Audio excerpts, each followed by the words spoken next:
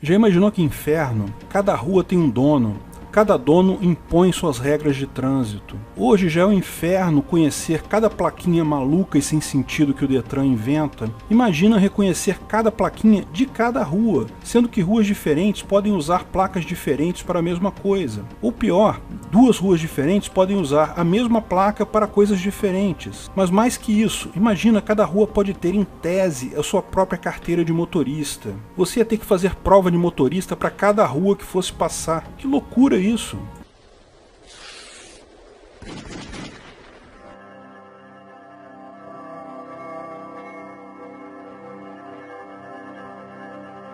Haverá leis de trânsito no Ancapistan?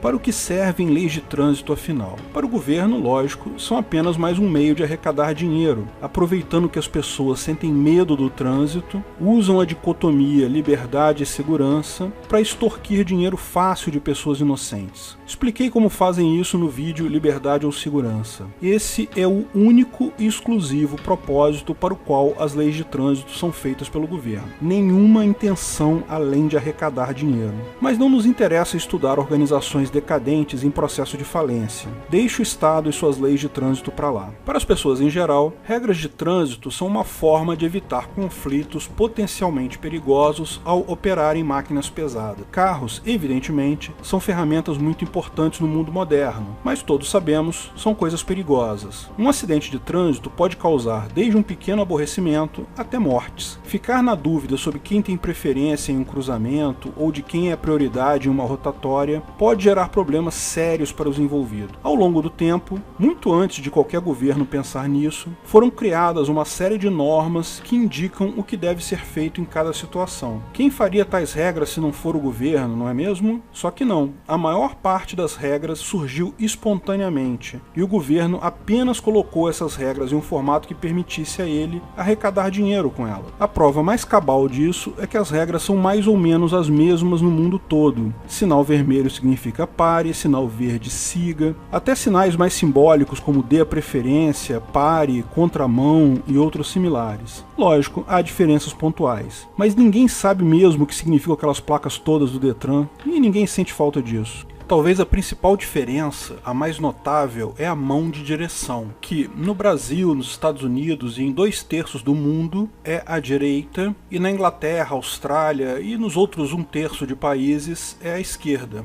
Curioso notar que, embora a maior parte do mundo guie à direita, existem estudos que mostram que é efetivamente mais seguro a mão à esquerda, como na Inglaterra, visto que a maior parte das pessoas é destra. Existem até estatísticas que mostram que há menos acidentes em países com mão à esquerda. Porém, a mão à direita se tornou popular nos Estados Unidos, na Europa e no Brasil por motivos diferentes, mesmo antes de haverem automóveis. E, lógico, muito antes de haverem leis sobre isso. Na Europa foi porque a Revolução Francesa se incomodava com o padrão anterior à Revolução, quando os pobres costumavam andar à direita, posto que andavam a pé, para deixar a esquerda livre para a passagem de carruagem dos ricos. A Revolução Francesa acabou com isso e obrigou todo mundo a usar a direita. Napoleão, ao conquistar a Europa, espalhou tal costume por todos os países. Nos Estados Unidos foi porque havia grandes carruagens de carga que eram usadas para a colonização do país, com 6 ou 8 cavalos. Para guiar tais carruagens era usado o último cavalo à esquerda, daí estabeleceu-se a mão à direita para melhor visibilidade do cocheiro. Quando os automóveis começaram a circular, era lógico que deveriam seguir a mesma mão que as carruagens, visto que compartilhavam a mesma rua. Depois que as carruagens deixaram de ser usadas, os carros e as pessoas já estavam acostumados com o lado direito da direção.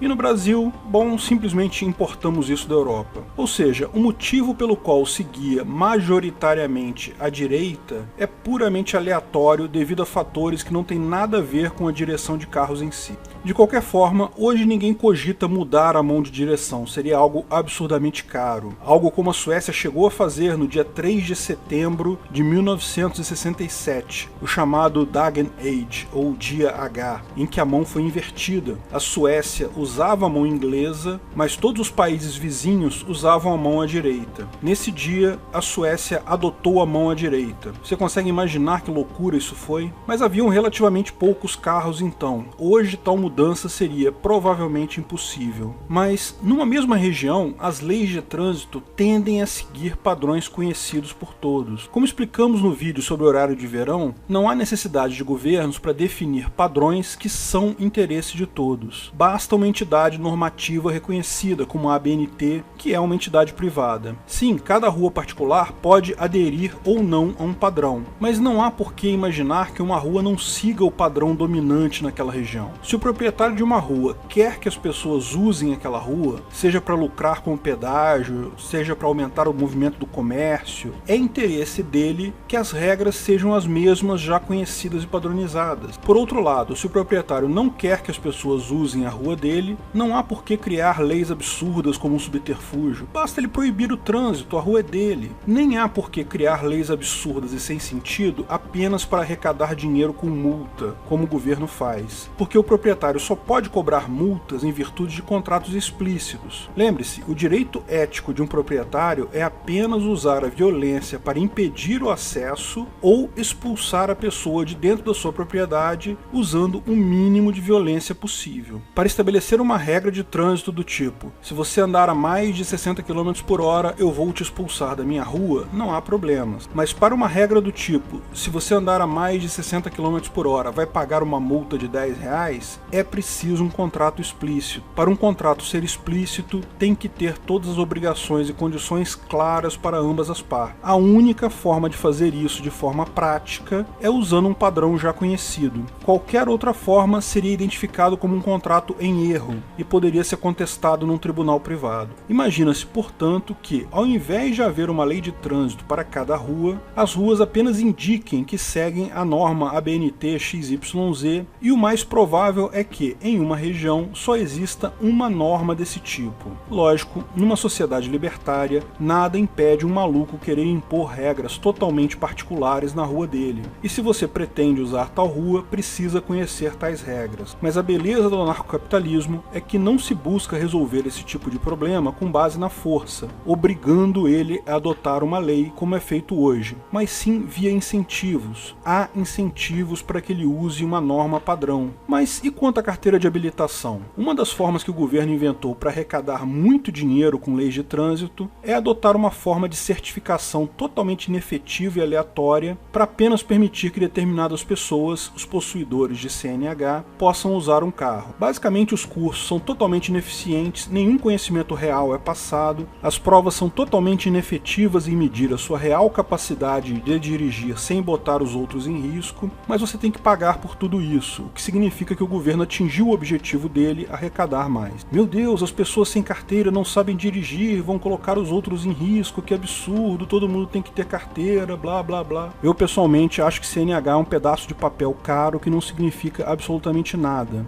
Mas reconheço, como expliquei no vídeo Segurança ou Liberdade, que pessoas diferentes podem ter visões de risco, segurança e grau de liberdade diferente do meu. A beleza da sociedade libertária é essa. Sim, liberdade e segurança são objetivos opostos. Se você quer muita liberdade, naturalmente vai ter menos segurança. Se você quer muita segurança, naturalmente vai ter menos liberdade. No Estado, o político escolhe o ponto de equilíbrio para você. No ancapistão, você decide que ponto de segurança ou liberdade você quer estar. O dono da rua pode exigir algum tipo de certificação de quem anda naquela rua. Como todos os diplomas e certidões serão emitidos por empresas privadas de certificação, tal como é comum hoje em dia em profissões da área de informática e desenvolvimento de sistemas. A sua rua particular pode aceitar certificação XYZ das empresas A, B ou C, da mesma forma que com as normas provavelmente seguirão um padrão em determinada região. De qualquer forma, a minha visão para o futuro do trânsito é que há uma tendência irreversível de veículos autômatos, ou seja, dirigidos por computador. Em São Francisco, nos Estados Unidos, já existe Uber autômato. Você chama o carro, não tem motorista, você usa ele como se fosse um Uber normal. Acredito que veículos autômatos são provavelmente um pouco mais seguros, visto que o tempo de resposta do sistema é muito menor que o nosso tempo de resposta biológico. Mas não tenham ilusões, sempre haverá acidentes, porque, em última análise, há situações que são inevitáveis. Por melhor que sejam os reflexos e a capacidade, simplesmente não tem como fugir disso. Mas a principal vantagem dos veículos autômatos não é a segurança, é a eficiência.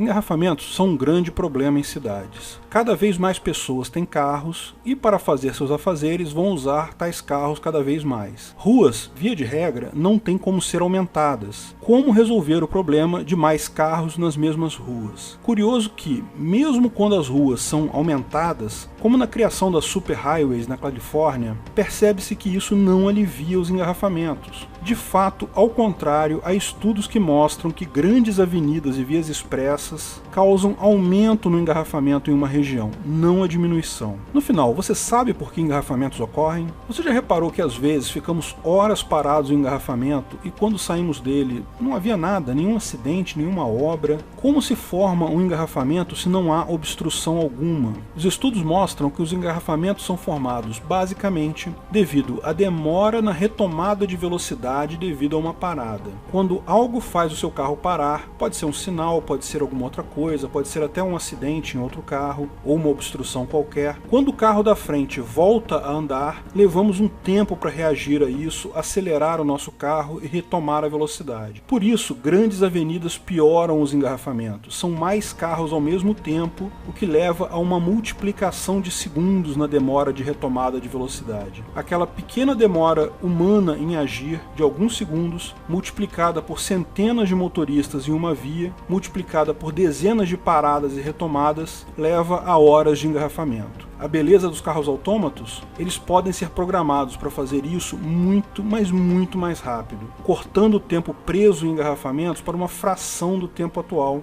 sem precisar aumentar as ruas. O ganho econômico disso tudo é muito grande. Lógico, há um grande ganho quando as pessoas perdem menos tempo no trânsito, mas mais que isso, meramente no custo de ter um carro. Existem formas de usar o carro que são mais econômicas, e o carro autômato pode ser programado para dirigir da forma mais segura e econômica possível.